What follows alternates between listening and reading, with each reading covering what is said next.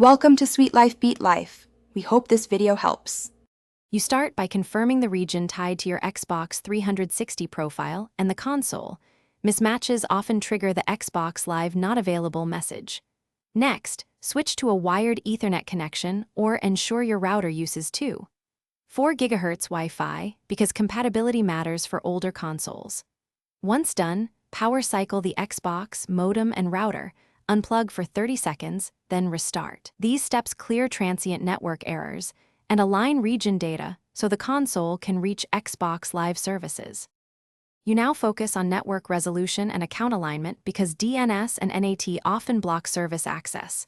Manually enter DNS servers like 8, 8, 8, 8 and 8, 8, 4, 4 on the Xbox 360. This forces reliable name resolution.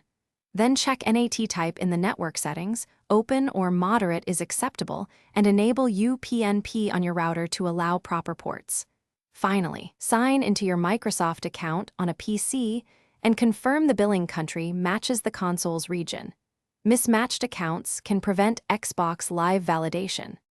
For final steps, clear the system cache and remove stored licenses to eliminate corrupted data, then reboot the console.